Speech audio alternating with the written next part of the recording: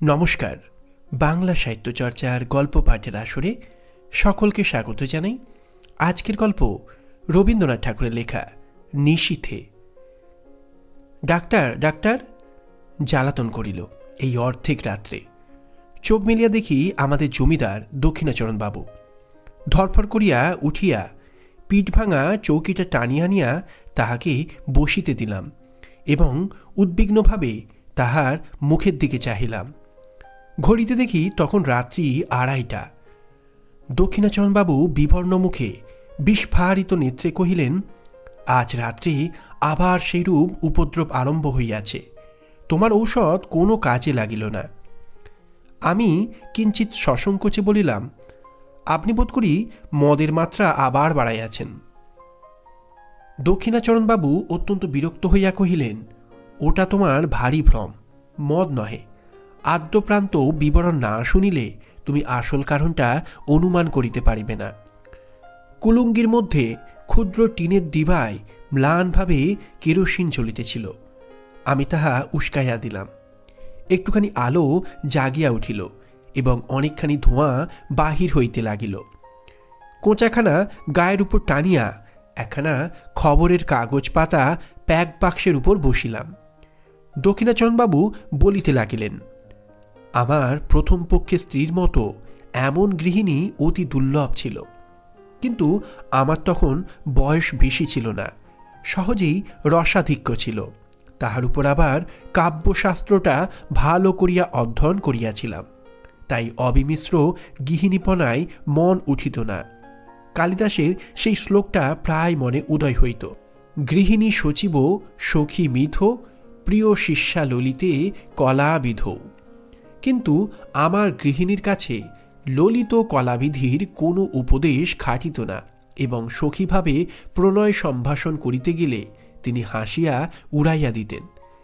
গঙ্গাস্রোতে যেমন ইন্দ্রের ঐরাবত নাকাল হইয়াছিল, তেমনি তাহার হাসির মুখে বড় বড় কাব্যের টুকরা এবং ভালো ভালো আদরের সম্ভাষণ মুহূর্তের মধ্যে অপদস্থ হইয়া ভাসিয়া যাইত। তাহার হাসিবার আশ্চর্য ক্ষমতা ছিল। তাহার পর আজ বছর 4 হইল আমাকে সাংঘাতিক রোগে ধরিল। ওষ্ঠব্রণ হইয়া জ্বর বিকার হইয়া মরিবার দাখিল হইলাম। বাঁচিবার আশা ছিল না। একদিন এমন হইল যে ডাক্তার জবাব দিয়া গেল। এমন সময় আমার এক আত্মীয় কোথা হইতে এক ব্রহ্মচারী আনিয়া উপস্থিত করিল। সে গব্যঘৃতের সহিত একটা শিকড় বাটিয়া আমাকে খাওয়াইয়া দিল। ঔষধের গুণেই হোক বা অদৃষ্টকমেই হোক, সে যাত্রা বাঁচিয়া গেলাম। রোগের সময় আমার স্ত্রী অহর্নিশি এক মুহূর্তের জন্য বিশ্রাম করেন নাই। সেই কটা দিন একটি অবলা স্ত্রীলোক মানুষের সামান্য শক্তি লইয়া প্রাণপণ ব্যাকুলতার সহিত দ্বারে সমাগত যমদূতগুলার সঙ্গে অনবরত যুদ্ধ করিয়াছিল। তাহার সমস্ত প্রেম, সমস্ত হৃদয়, সমস্ত যত্ন দিয়া আমার এই অযোগ্য প্রাণটাকে যেন বক্ষের শিশুর মতো 2 হস্তে ঝাঁপিয়া ঢাকিয়া রাখিয়াছিলেন। আহার ছিল না, নিদ্রা ছিল না, জগতের আর কোনো কিছুর প্রতি দৃষ্টি ছিল না। যম তখন পরাহত ব্যাঘ্রের ন্যায় আমাকে তাহার কবল হইতে ফেলিয়া দিয়া চলিয়া গেলেন। কিন্তু যাইবার সময় আমার স্ত্রীকে একটা প্রবল থাবা মারিয়া গেলেন। আমার স্ত্রী তখন গর্ভবতী ছিলেন।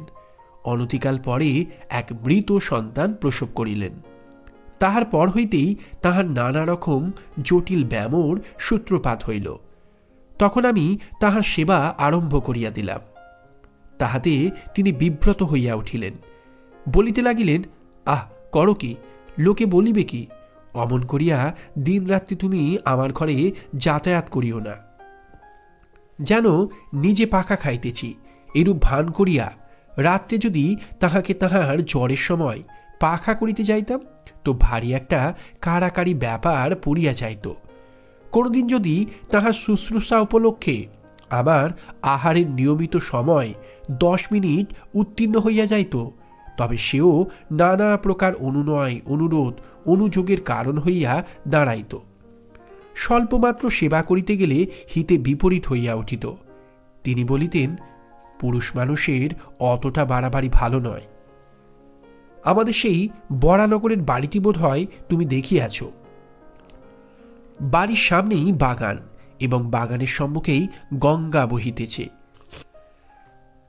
আমাদের শোবার ঘরের নিচেই দক্ষিণের দিকে খানিকটা জমি মেহেদির বেড়া দিয়া ঘিরিয়া আমার স্ত্রী নিজের মনের মতো এক টুকরা বাগান বানাইয়াছিলেন। সমস্ত বাগানটির মধ্যে সেই খণ্ডটি অত্যন্ত সাদাসিধা এবং নিতান্ত দিশি, অর্থাৎ তাহার মধ্যে গন্ধের অপেক্ষা বর্ণের বাহার, ফুলের অপেক্ষা পাতার বৈচিত্র্য ছিল না, এবং টবের মধ্যে অকিঞ্চিৎকর উদ্ভিজ্জের পার্শ্বে কাঠি অবলম্বন করিয়া কাগজে নির্মিত লাটিন নামের জয়ধ্বজা উড়িত না। জুঁই, গোলাপ, গন্ধরাজ, করবী এবং রজনীগন্ধারই প্রাদুর্ভাব কিছু বেশি। প্রকাণ্ড একটা বকুল গাছের তলা সাদা মার্বেল পাথর দিয়া বাঁধানো ছিল। সুস্থ অবস্থায় তিনি নিজে দাঁড়াইয়া 2 বেলা তাহা ধুয়াইয়া সাপ করাইয়া রাখিতেন। গ্রীষ্মকালে কাজের অবকাশে সন্ধ্যার সময় সেই তাহার বসিবার স্থান ছিল। সেখান হইতে গঙ্গা দেখা যাইত, কিন্তু গঙ্গা হইতে কুঠির পানসির বাবুরা তাহাকে দেখিতে পাইত না। অনেক দিন শয্যাগত থাকিয়া একদিন চৈত্রের শুক্লপক্ষ সন্ধ্যায় তিনি কহিলেন, ঘরে বদ্ধ থাকিয়া আমার প্রাণ কেমন করিতেছে, আজ একবার আমার সেই বাগানে গিয়া বসিব। আমি তাহাকে বহু যত্নে ধরিয়া ধীরে ধীরে সেই বকুলতলের প্রস্তর বেদিকায় লইয়া গিয়া শয়ন করাইয়া দিলাম। আমারই জানুর উপরে তাহার মাথাটি তুলিয়া রাখিতে পারিতাম, কিন্তু জানি সেটাকে তিনি অদ্ভুত আচরণ বলিয়া গণ্য করিবেন, তাই একটি বালিশ আনিয়া তাহার মাথার তলায় রাখিলাম। 2টি একটি করিয়া প্রস্ফুট বকুল ফুল ঝরিতে লাগিল এবং শাখান্তরাল হইতে ছায়াঙ্কিত জ্যোৎস্না তাহার শীর্ণ মুখের উপর আসিয়া পড়িল। চারিদিক শান্ত নিস্তব্ধ। সেই ঘন গন্ধপূর্ণ ছায়ান্ধকারে এক পার্শ্বে নীরবে বসিয়া তাহার মুখের দিকে চাহিয়া আমার চোখে জল আসিল। আমি ধীরে ধীরে কাছে আসিয়া 2 হস্তে তাহার একটা উত্তপ্ত শীর্ণ হাত তুলিয়া লইলাম। তিনি তাহাতে কোনো আপত্তি করিলেন না। কিছুক্ষণ এইরূপ চুপ করিয়া বসিয়া থাকিয়া আমার হৃদয় কেমন উদ্বেলিত হইয়া উঠিল। আমি বলিয়া উঠিলাম, তোমার ভালোবাসা আমি কোনো কালে ভুলিব না। তখনই বুঝিলাম কথাটা বলিবার কোনো আবশ্যক ছিল না। আমার স্ত্রী হাসিয়া উঠিলেন। সে হাসিতে লজ্জা ছিল, সুখ ছিল এবং কিঞ্চিত অবিশ্বাস ছিল, এবং উহার মধ্যে অনেকটা পরিমাণে পরিহাসেরও তীব্রতা ছিল। প্রতিবাদস্বরূপ একটি কথা মাত্র না বলিয়া কেবল তাহার সেই হাসির দ্বারা জানাইলেন, কোনো কালে ভুলিবে না, ইহা কখনো সম্ভব নহে এবং তাহা প্রত্যাশাও আমি করি না। ওই সুমিষ্ট সুতীক্ষ্ণ হাসির ভয়েই আমি কখনো আমার স্ত্রীর সঙ্গে রীতিমতো প্রেমালাপ করিতে সাহস করি নাই।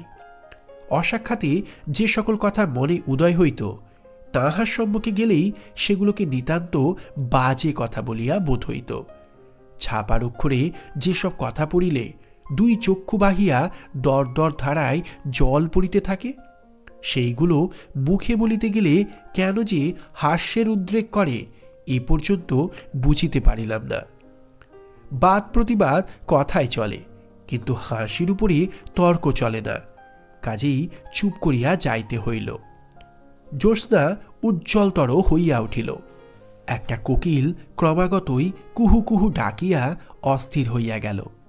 আমি বসিয়া ভাবিতে লাগিলাম, এমন জ্যোৎস্না রাত্রেও কি পিকবধূ বধির হইয়া আছে? বহু চিকিৎসায় আমার স্ত্রীর রোগ উপশমের কোনো লক্ষণই দেখা গেল না। ডাক্তার বলিল, একবার বায়ু পরিবর্তন করিয়া দেখিলে ভালো হয়। আমি স্ত্রীকে লইয়া এলাহাবাদে গেলাম।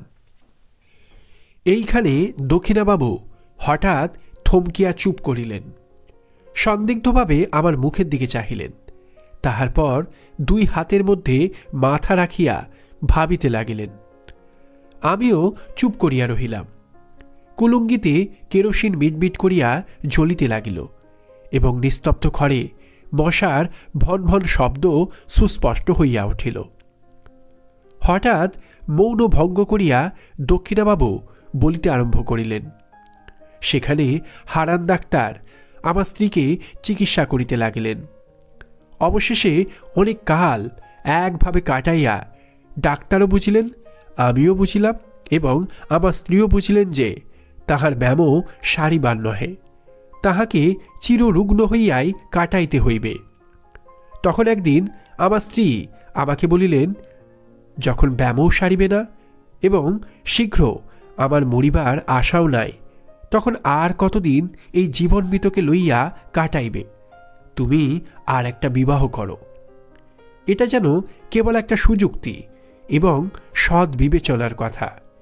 ইহার মধ্যে যে ভারী একটা মহত্ব, বীরত্ব বা অসামান্য কিছু আছে, এমন ভাব তাহার লেশমাত্র ছিল না। এইবার আমার হাসিবার পালা ছিল, কিন্তু আমার কি তেমন করিয়া হাসিবার ক্ষমতা আছে? আমি উপন্যাসের প্রধান নায়কের ন্যায় গম্ভীর সমুচ্চভাবে বলিতে লাগিলাম, যতদিন এই দেহে জীবন আছে। তিনি বাধা দিয়া কহিলেন, নাও নাও, আর বলিতে হইবে না। তোমার কথা শুনিয়া আমি আর বাঁচি না। আমি পরাজয় স্বীকার না করিয়া বলিলাম, এ জীবনে আর কাহাকেও ভালোবাসিতে পারিব না। শুনিয়া আমার স্ত্রী ভারী হাসিয়া উঠিলেন। তখন আমাকে ক্ষান্ত হইতে হইল। জানি না তখন নিজের কাছেও কখনো স্পষ্ট স্বীকার করিয়াছি কিনা, কিন্তু এখন বুঝিতে পারিতেছি, এই আরোগ্য আশাহীন সেবা কার্যে আমি মনে মনে পরিশ্রান্ত হইয়া গিয়াছিলাম। এ কার্যে যে ভঙ্গ দিব এমন কল্পনাও আমার মনে ছিল না, অথচ চিরজীবন এই চিররুগ্নকে লইয়া যাপন করিতে হইবে এই কল্পনাও আমার নিকট পীড়াজনক হইয়াছিল। হায়, প্রথম যৌবনকালে যখন সম্মুখে তাকাইয়াছিলাম, তখন প্রেমের কুহকে, সুখের আশ্বাসে, সৌন্দর্যের মরীচিকায় সমস্ত ভবিষ্যৎ জীবন প্রফুল্ল দেখাইতেছিল। আজ হইতে শেষ পর্যন্ত কেবলই আশাহীন সুদীর্ঘ সতৃষ্ণ মরুভূমি। আমার সেবার মধ্যে সেই আন্তরিক শ্রান্তি নিশ্চয়ই তিনি দেখিতে পাইয়াছিলেন। তখন জানিতাম না, কিন্তু এখন সন্দেহমাত্র নাই যে তিনি আমাকে যুক্তাক্ষরহীন প্রথম ভাগ শিশু শিক্ষার মতো অতি সহজে বুঝিতেন। সেই জন্য যখন উপন্যাসের নায়ক সাজিয়া গম্ভীরভাবে তাহার নিকট কবিত্ব ফলাইতে যাইতাম, তিনি এমন সুগভীর স্নেহ অথচ অনিবার্য কৌতুকের সহিত হাসিয়া উঠিতেন। আমার নিজের অগোচর অন্তরের কথাও অন্তর্যামীর ন্যায় তিনি সমস্তই জানিতেন। একথা মনে করিলে আজও লজ্জায় মরিয়া যাইতে ইচ্ছে করে। হারান ডাক্তার আমাদের স্বজাতীয়। তাহার বাড়িতে আমার প্রায়ই নিমন্ত্রণ থাকিত। কিছুদিন যাতায়াতের পর ডাক্তার তাহার মেয়েটির সঙ্গে আমার পরিচয় করাইয়া দিলেন। মেয়েটি অবিবাহিত, তাহার বয়স 15 হইবে। ডাক্তার বলেন তিনি মনের মতো পাত্র পান নাই বলিয়া বিবাহ দেন নাই, কিন্তু বাহিরের লোকের কাছে গুজব শুনিতাম মেয়েটির কুলের দোষ ছিল। কিন্তু আর কোনো দোষ ছিল না, যেমন স্বরূপ তেমনি সুশিক্ষা। সেই জন্য মাঝে মাঝে এক একদিন তাহার সহিত নানা কথার আলোচনা করিতে করিতে আমার বাড়ি ফিরিতে রাত হইত। আমার স্ত্রীকে ঔষধ খাওয়াইবার সময় উত্তীর্ণ হইয়া যাইত। তিনি জানিতেন আমি হারান ডাক্তারের বাড়ি গিয়াছি, কিন্তু বিলম্বের কারণ একদিনও আমাকে জিজ্ঞাসা করেন নাই। মরুভূমির মধ্যে আর একবার মরীচিকা দেখিতে লাগিলাম। তৃষ্ণা যখন বুক পর্যন্ত, তখন চোখের সামনে কুল পরিপূর্ণ স্বচ্ছ জল ছলছল ঢলঢল করিতে লাগিল। তখন মনকে প্রাণপণে টানিয়া আর ফিরাইতে পারিলাম না। রোগীর ঘর আমার কাছে দ্বিগুণ নিরানন্দ হইয়া উঠিল। তখন প্রায়ই শুশ্রূষা করিবার এবং ঔষধ খাওয়াইবার নিয়ম ভঙ্গ হইতে লাগিল। হারান ডাক্তার আমাকে প্রায়ই মাঝে মাঝে বলিতেন, যাহাদের রোগ আরোগ্য হইবার কোনো সম্ভাবনা নাই তাহাদের পক্ষে মৃত্যুই ভালো, কারণ বাঁচিয়া তাহাদের নিজেদেরও সুখ নাই, অন্যেরও অসুখ। কথাটা সাধারণভাবে বলিতে দোষ নাই, তথাপি আমার স্ত্রীকে লক্ষ্য করিয়া এমন প্রসঙ্গ উত্থাপন তাহার উচিত হয় নাই।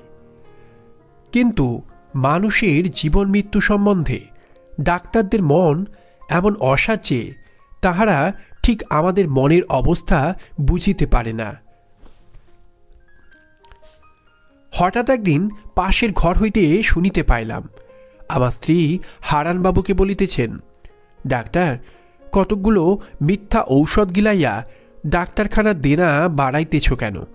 আমার প্রাণটাই যখন একটা ব্যামো, তখন একটা ওষুধ দাও, যাহাতে শীঘ্র এই প্রাণটা যায়। ডাক্তার বলিলেন, ছি, এমন কথা বলিবেন না। কথাটা শুনিয়া হঠাৎ আমার বক্ষে বড় আঘাত লাগিল। ডাক্তার চলিয়া গেলে আমার স্ত্রীর ঘরে গিয়া তাহার শয্যা প্রান্তে বসিলাম। তাহার কপালে ধীরে ধীরে হাত বুলাইয়া দিতে লাগিলাম। তিনি কহিলেন, এ ঘর বড় গরম, তুমি বাহিরে যাও, তোমার বেড়াইতে যাইবার সময় হইয়াছে। খানিকটা না বেড়াইয়া আসিলে আবার রাত্রে তোমার ক্ষুধা হইবে না। বেড়াইতে যাওয়ার অর্থ ডাক্তারের বাড়ি যাওয়া। আমি তাহাকে বুঝাইয়াছিলাম ক্ষুধা সঞ্চারের পক্ষে খানিকটা বেড়াইয়া আসা বিশেষ আবশ্যক। এখন নিশ্চয়ই বলিতে পারি তিনি প্রতিদিনই আমার এই ছলনাটুকু বুঝিতেন।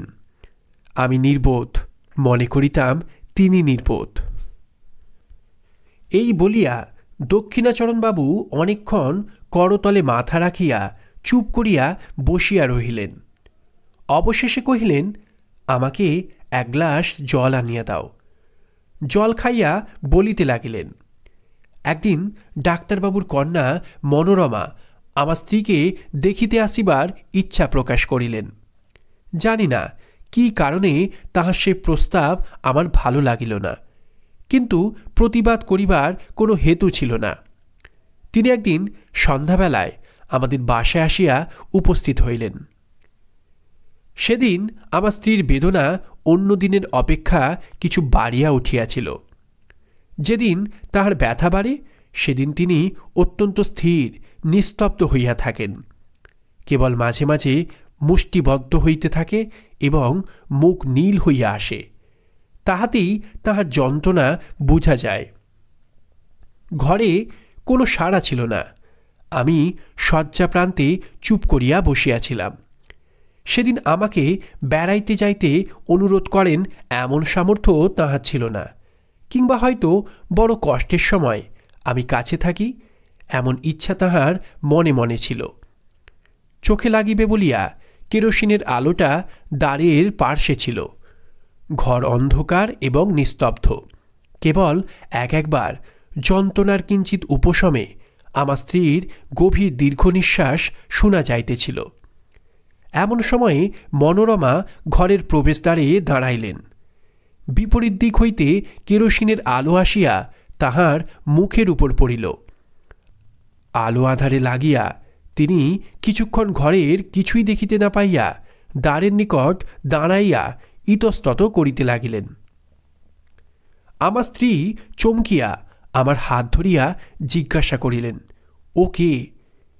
তাহার সেই দুর্বল অবস্থায় হঠাৎ অচেনা লোক দেখিয়া ভয় পাইয়া আমাকে ২-৩ বার অস্ফুট স্বরে প্রশ্ন করিলেন, ও কে, ও কে গো?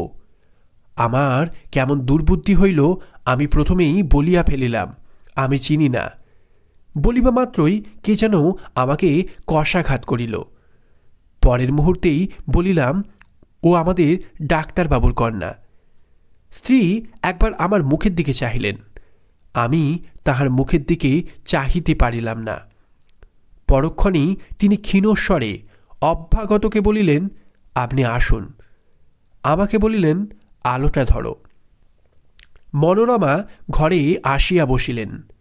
তাহার সহিত রোগিণীর অল্প স্বল্প আলাপ চলিতে লাগিল। এমন সময় ডাক্তারবাবু আসিয়া উপস্থিত হইলেন। তিনি তাহার ডাক্তারখানা হইতে 2 শিশি ওষুধ সঙ্গে আনিয়াছিলেন। সেই 2 শিশি বাহির করিয়া আমার স্ত্রীকে বলিলেন, এই নীল শিশিটা মালিশ করিবার, আর এইটি খাইবার। দেখিবেন দুইটাতে মিলাইবেন না, এই ওষুধটা ভারী বিষ। আমাকেও একবার সতর্ক করিয়া দিয়া ঔষধ দুটি শয্যা পার্শ্ববর্তী টেবিলে রাখিয়া দিলেন। বিদায় লইবার সময় ডাক্তার তাহার কন্যাকে ডাকিলেন। মনোরমা কহিলেন, বাবা, আমি থাকি না কেন? সঙ্গে স্ত্রীলোক কেহ নাই, ইহাকে সেবা করিবে কে? আমার স্ত্রী ব্যস্ত হইয়া উঠিলেন, বলিলেন, না না, আপনি কষ্ট করিবেন না, পুরনো ঝি আছে, সে আমাকে মায়ের মতো যত্ন করে। ডাক্তার হাসিয়া বলিলেন, উনি মা লক্ষ্মী, চিরকাল পরের সেবা করিয়া আসিয়াছেন, অন্যের সেবা সহিতে পারেন না। কন্যাকে লইয়া ডাক্তার গমনের উদ্যোগ করিতেছেন। এমন সময় আমার স্ত্রী বলিলেন, ডাক্তারবাবু, ইনি এই বদ্ধ ঘরে অনেকক্ষণ বসিয়া আছেন, ইহাকে একবার বাহিরে বেড়াইয়া লইয়া আসিতে পারেন। ডাক্তারবাবু আমাকে কহিলেন, আসুন না, আপনাকে নদীর ধার হইয়া একবার বেড়াইয়া আনি। আমি ঈষৎ আপত্তি দেখাইয়া অনতিবিলম্বে সম্মত হইলাম। ডাক্তারবাবু যাইবার সময় 2 শিশি ঔষধ সম্বন্ধে আবার আমার স্ত্রীকে সতর্ক করিয়া দিলেন। সেদিন ডাক্তারের বাড়িতেই আহার করিলাম। ফিরিয়া আসিতে রাত হইল। আসিয়া দেখিলাম আমার স্ত্রী ছটপট করিতেছেন। অনুতাপে বিদ্ধ হইয়া জিজ্ঞাসা করিলাম, তোমার কি ব্যথা বাড়িয়াছে? তিনি উত্তর করিতে পারিলেন না, নীরবে আমার মুখের দিকে চাহিলেন। তখন তাহার কণ্ঠরোধ হইয়াছে। আমি তৎক্ষণাৎ সেই রাত্রেই ডাক্তারকে ডাকাইয়া আনিলাম। ডাক্তার প্রথমটা আসিয়া অনেকক্ষণ কিছুই বুঝিতে পারিলেন না। অবশেষে জিজ্ঞাসা করিলেন, সেই ব্যথাটা কি বাড়িয়া উঠিয়াছে? ঔষধটা একবার মালিশ করিলে হয় না? বলিয়া শিশিটা টেবিল হইতে লইয়া দেখিলেন সেটা খালি। আমার স্ত্রীকে জিজ্ঞাসা করিলেন, আপনি কি ভুল করিয়া এই ওষুধটা খাইয়াছেন? আমার স্ত্রী ঘাড় নাড়িয়া নীরবে জানাইলেন, হাঁ। ডাক্তার তৎক্ষণাৎ গাড়ি করিয়া তাহার বাড়ি হইতে পাম্প আনিতে ছুটিলেন। আমি অর্ধমূর্ছিতের ন্যায় আমার স্ত্রীর বিছানার উপর গিয়া পড়িলাম। তখন মাতা তাহার পীড়িত শিশুকে যেমন করিয়া সান্ত্বনা করে, তেমনি করিয়া তিনি আমার মাথা তাহার বক্ষের কাছে টানিয়া লইয়া 2 হস্তের স্পর্শে আমাকে তাহার মনের কথা বুঝাইতে চেষ্টা করিলেন। কেবল তাহার সেই করুণ স্পর্শের দ্বারাই আমাকে বারংবার করিয়া বলিতে লাগিলেন, শোক করিও না, ভালোই হইয়াছে, তুমি সুখী হইবে। এবং সেই মনে করিয়া আমি সুখে মরিলাম। ডাক্তার যখন ফিরিলেন, তখন জীবনের সঙ্গে সঙ্গে আমার স্ত্রীর সকল যন্ত্রণারই অবসান হইয়াছে। দক্ষিণাচরণ আর একবার জল খাইয়া বলিলেন, উফ, বড় গরম, বলিয়া দ্রুত বাহির হইয়া বার কয়েক বারান্দায় পায়চারি করিয়া আসিয়া বসিলেন। বেশ বোঝা গেল তিনি বলিতে চাহেন না, কিন্তু আমি যেন জাদু করিয়া তাহার নিকট হইতে কথা কাড়িয়া লইতেছি। আবার আরম্ভ করিলেন, মনোরমাকে বিবাহ করিয়া দেশে ফিরিলাম। মনোরমা তাহার পিতার সম্মতিক্রমে আমাকে বিবাহ করিল। কিন্তু আমি যখন তাহাকে আদরের কথা বলিতাম, প্রেমালাপ করিয়া তাহার হৃদয় অধিকার করিবার চেষ্টা করিতাম, সে হাসিত না, গম্ভীর হইয়া থাকিত। তাহার মনের কোথায়, কোনখানে কি খটকা লাগিয়া গিয়াছিল আমি কেমন করিয়া বুঝিব? এই সময় আমার মদ খাইবার নেশা অত্যন্ত বাড়িয়া উঠিল। একদিন প্রথম শরতের সন্ধ্যায় মনোরমাকে লইয়া আমাদের বরানগরের বাগানে বেড়াইতেছি। ছমছমে অন্ধকার হইয়া আসিয়াছে। পাখিদের বাসায় ডানা ঝাড়িবার শব্দটুকুও নাই। কেবল বেড়াইবার পথের দুই ধারে ঘন ছায়াবৃত ঝাউগাছ বাতাসে সশব্দে কাঁপিতেছিল। শ্রান্তি বোধ করিতেই মনোরমা সেই বকুলতলায় শুভ্র পাথরের বেদির উপর আসিয়া নিজের দুই বাহুর উপর মাথা রাখিয়া শয়ন করিল। আমিও কাছে আসিয়া বসিলাম। সেখানে অন্ধকার আরও ঘনীভূত। যতটুকু আকাশ দেখা যাইতেছে একেবারে তারাই আচ্ছন্ন। তরুতলের ঝিল্লিধ্বনি যেন অনন্ত গগনবক্ষচ্যুত নিঃশব্দতার নিম্ন প্রান্তে একটি শব্দের সরু পাড় বুনিয়া দিতেছে। সেদিনও বৈকালে আমি কিছু মদ খাইয়াছিলাম। মনটা বেশ একটু তরলাবস্থায় ছিল। অন্ধকার যখন চোখে সহিয়া আসিল তখন বনচ্ছায়ার তলে পাণ্ডুর বর্ণে অঙ্কিত সেই শিথিল অঞ্চল শ্রান্তকায় রমণীর আবছা মূর্তিটি আমার মনে এক অনিবার্য আবেগের সঞ্চার করিল। মনে হইল ও যেন একটি ছায়া, ওকে যেন কিছুতেই দুই বাহু দিয়া ধরিতে পারিব না। এমন সময় অন্ধকার ঝাউ গাছের শিখর দেশে যেন আগুন ধরিয়া উঠিল। তাহার পরে কৃষ্ণপক্ষের জীর্ণ প্রান্ত হলুদ বর্ণ চাঁদ ধীরে ধীরে গাছের মাথার উপরকার আকাশে আরোহণ করিল।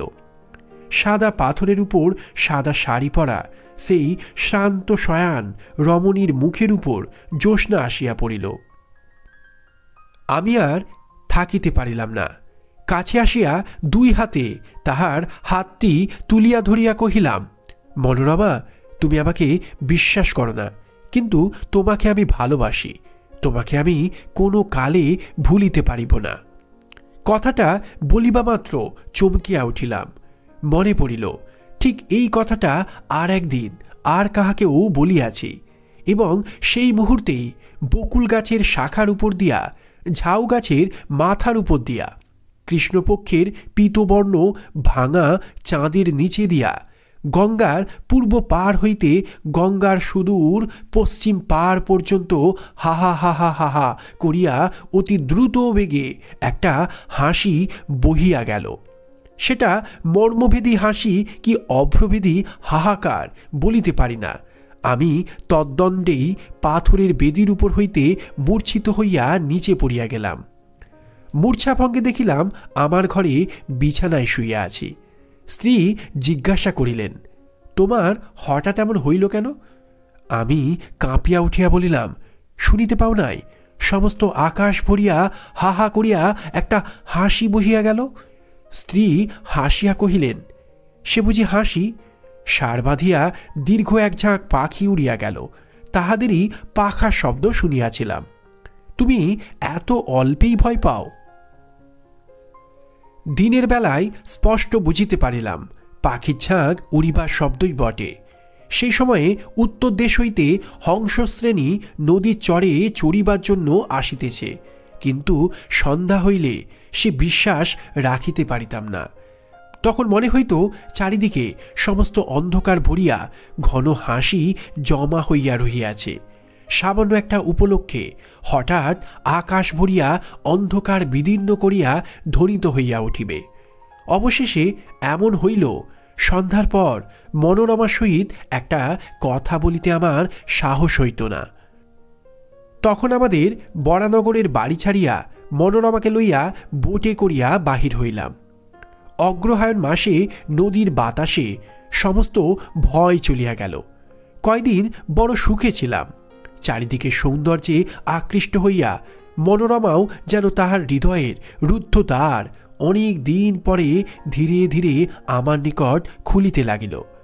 গঙ্গা ছাড়াইয়া, খড়ে ছাড়াইয়া অবশেষে পদ্মায় আসিয়া পৌঁছিলাম।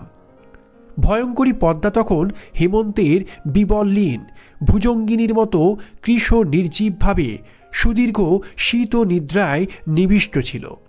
উত্তর পারে জনশূন্য তৃণশূন্য দিগন্ত প্রসারিত বালির চর ধুধু করিতেছে, এবং দক্ষিণের উচ্চ পাড়ের উপর গ্রামের আমবাগানগুলি এই রাক্ষসী নদীর নিতান্ত মুখের কাছে জোড়ো হস্তে দাঁড়াইয়া কাঁপিতেছে।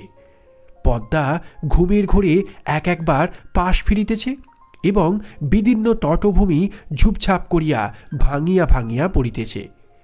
এইখানে বেড়াইবার সুবিধা দেখিয়া বোট বাঁধিলাম। একদিন আমরা দুইজনে বেড়াইতে বেড়াইতে বহু দূরে চলিয়া গেলাম। সূর্যাস্তের স্বর্ণ ছায়া মিলাইয়া যাইতেই শুক্লপক্ষের নির্মল চন্দ্রালোক দেখিতে দেখিতে ফুটিয়া উঠিল। সেই অন্তহীন শুভ্র বালিচরের উপর যখন অজস্র অবারিত উচ্ছ্বসিত জ্যোৎস্না একেবারে আকাশের সীমান্ত পর্যন্ত প্রসারিত হইয়া গেল, তখন মনে হইল যেন জনশূন্য চন্দ্রলোকের অসীম স্বপ্ন রাজ্যের মধ্যে কেবল আমরা দুইজনে ভ্রমণ করিতেছি। একটি লাল শাল মনোরমার মাথার উপর হইতে নামিয়া তাহার মুখখানি বেষ্টন করিয়া তাহার শরীরটি আচ্ছন্ন করিয়া রহিয়াছে। নিস্তব্ধতা যখন নিবিড় হইয়া আসিল, কেবল একটি সীমাহীন দিশাহীন শুভ্রতা এবং শূন্যতা ছাড়া যখন আর কিছুই রহিল না, তখন মনোরমা ধীরে ধীরে হাতটি বাহির করিয়া আমার হাত চাপিয়া ধরিল। অত্যন্ত কাছে আসিয়া সে যেন তাহার সমস্ত শরীর মন জীবন যৌবন আমার উপর বিন্যস্ত করিয়া নিতান্ত নির্ভর করিয়া দাঁড়াইল। পুলকিত উদ্বেলিত হৃদয়ে মনে করিলাম, ঘরের মধ্যে কি যথেষ্ট ভালোবাসা যায়? এইরূপ অনাবৃত অবারিত অনন্ত আকাশ নহিলে কি দুটি মানুষকে কোথাও ধরে? তখন মনে হইল আমাদের ঘর নাই, দ্বার নাই, কোথাও ফিরিবার নাই। এমনি করিয়া হাতে হাতে ধরিয়া গম্যহীন পথে উদ্দেশ্যহীন ভ্রমণে চন্দ্রালোকিত শূন্যতার উপর দিয়া অবারিতভাবে চলিয়া যাইব। এইরূপে চলিতে চলিতে এক জায়গায় আসিয়া দেখিলাম, সেই বালুকারাশির মাঝখানে অদূরে একটি জলাশয়ের মতো হইয়াছে। পদ্মা সরিয়া যাওয়ার পর সেইখানে জল বাঁধিয়া আছে। সেই মরু বালুকা বেষ্টিত নিস্তরঙ্গ নিষুপ্ত নিশ্চল জলটুকুর উপরে একটি সুদীর্ঘ জ্যোৎস্নার রেখা মূর্ছিতভাবে পড়িয়া আছে। সেই জায়গাটাতে আসিয়া আমরা দুইজনেই দাঁড়াইলাম। মনোরমা কি ভাবিয়া আমার মুখের দিকে চাহিল। তাহার মাথার উপর হইতে শালটা হঠাৎ খসিয়া পড়িল। আমি তাহার সেই জ্যোৎস্না বিকশিত মুখখানি তুলিয়া ধরিয়া চুম্বন করিলাম। এমন সময় সেই জনমানব শূন্য নিঃসঙ্গ মরুভূমির মধ্যে গম্ভীর স্বরে কে তিনবার বলিয়া উঠিল, ও কে, ও কে, ও কে? আমি চমকিয়া উঠিলাম, আমার স্ত্রীও কাঁপিয়া উঠিলেন। কিন্তু পরক্ষণেই আমরা দুইজনেই বুঝিলাম সেই শব্দ মানসিক নহে, অমানসিকও নহে, চরবিহারী জলচর পাখির ডাক। হঠাৎ এত রাত্রে তাহাদের নিরাপদ নিভৃত নিবাসের কাছে লোকসমাগম দেখিয়া চকিত হইয়া উঠিয়াছে। সেই ভয়ের চমক খাইয়া আমরা দুইজনেই তাড়াতাড়ি বোটে ফিরিলাম। রাত্রে বিছানায় আসিয়া শুইলাম। শ্রান্ত শরীরে মনোরমা অবিলম্বে ঘুমাইয়া পড়িল। তখন অন্ধকারে কে একজন আমার মশারির কাছে দাঁড়াইয়া সুষুপ্ত মনোরমার দিকে একটিমাত্র দীর্ঘ শীর্ণ অস্থিসার অঙ্গুলি নির্দেশ করিয়া যেন আমার কানে কানে অত্যন্ত চুপি চুপি অস্ফুট কণ্ঠে কেবলই জিজ্ঞাসা করিতে লাগিল, ও কে, ও কে, ও কে গো? তাড়াতাড়ি উঠিয়া দেশলাই জ্বালাইয়া বাতি ধরাইলাম। সেই মুহূর্তেই ছায়ামূর্তি মিলাইয়া গিয়া আমার মশারি কাঁপাইয়া বোট ডুলাইয়া আমার সমস্ত ঘর্মাক্ত শরীরের রক্ত হিম করিয়া দিয়া হাহা হাহা হাহা করিয়া একটি হাসি অন্ধকার রাত্রির ভিতর দিয়া বহিয়া চলিয়া গেল। পদ্মা পার হইল, পদ্মা চর পার হইল। তাহার পরবর্তী সমস্ত সুপ্ত দেশ গ্রাম নগর পার হইয়া গেল। যেন তাহা চিরকাল ধরিয়া দেশ দেশান্তর লোক লোকান্তর পার হইয়া ক্রমশ ক্ষীণ ক্ষীণতর ক্ষীণতম হইয়া অসীম সুদূরে চলিয়া যাইতেছে। ক্রমে যেন তাহা জন্মমৃত্যু দেশ ছাড়াইয়া গেল। ক্রমে তাহা যেন সূচির অগ্রভাগের ন্যায় ক্ষীণতম হইয়া আসিল। এত ক্ষীণ শব্দ কখনো শুনি নাই, কল্পনা করি নাই। আমার মাথার মধ্যে যেন অনন্ত আকাশ রহিয়াছে এবং সেই শব্দ যতই দূরে যাইতেছে কিছুতেই আমার মস্তিষ্কের সীমা ছাড়াইতে পারিতেছে না। অবশেষে যখন একান্ত অসহ্য হইয়া আসিল তখন ভাবিলাম আলো নিবাইয়া না দিলে ঘুমাইতে পারিব না। যেমন আলো নিবাইয়া শুইলাম অমনি আমার মশারির পাশে আমার কানের কাছে অন্ধকারে আবার সেই অবরুদ্ধ স্বর বলিয়া উঠিল, ওকে ওকে ওকে গো। আমার বুকের রক্তের ঠিক সমান তালে ক্রমাগতই ধ্বনিত হইতে লাগিল, ওকে ওকে ওকে গো, ওকে ওকে ওকে গো। সেই গভীর রাত্রে নিস্তব্ধ বোটের মধ্যে আমার গোলাকার ঘড়িটাও সজীব হইয়া উঠিয়া তাহার ঘণ্টার কাঁটা মনোরমার দিকে প্রসারিত করিয়া শেলফের উপর হইতে তালে তালে বলিতে লাগিল, ওকে ওকে ওকে গো, ওকে ওকে ওকে গো। বলিতে বলিতে দক্ষিণাবাবু পাংশুবর্ণ হইয়া আসিলেন। তাহার কণ্ঠ রুদ্ধ হইয়া আসিল। আমি তাহাকে স্পর্শ করিয়া কহিলাম, একটু জল খান। এমন সময় হঠাৎ আমার কেরোসিনের শিখাটা দপদপ করিতে করিতে নিবিয়া গেল। হঠাৎ দেখিতে পাইলাম বাহিরে আলো হইয়াছে। কাক ডাকিয়া উঠিল, দোয়েল সিজ দিতে লাগিল। আমার বাড়ির সম্মুখবর্তী পথে একটা মহিষের গাড়ির ক্যাঁচ ক্যাঁচ শব্দ জাগিয়া উঠিল। তখন দক্ষিণাবাবুর মুখের ভাব একেবারে বদল হইয়া গেল। ভয়ের কিছুমাত্র চিহ্ন রহিল না। রাত্রির কুহকে কাল্পনিক শঙ্কার মত্ততায় আমার কাছে যে এত কথা বলিয়া ফেলিয়াছেন সেই জন্য যেন অত্যন্ত লজ্জিত এবং আমার উপর আন্তরিক ক্রুদ্ধ হইয়া উঠিলেন। শিষ্ট সম্ভাষণ মাত্র না করিয়া অকস্মাৎ উঠিয়া দ্রুত বেগে চলিয়া গেলেন। সেই দিনই অর্ধরাত্রে আবার আমার দ্বারে আসিয়া ঘা পড়িল, ডাক্তার ডাক্তার। রবীন্দ্রনাথ ঠাকুরের গল্প নিশীথে আমাদের গল্প পাঠ এখানেই সমাপ্ত। গল্প পাঠ ভালো লাগলে চ্যানেলটির সঙ্গে থাকবেন, প্রয়োজনে সাবস্ক্রাইব করতে কিন্তু ভুলবেন না। সকলকে ধন্যবাদ জানাই।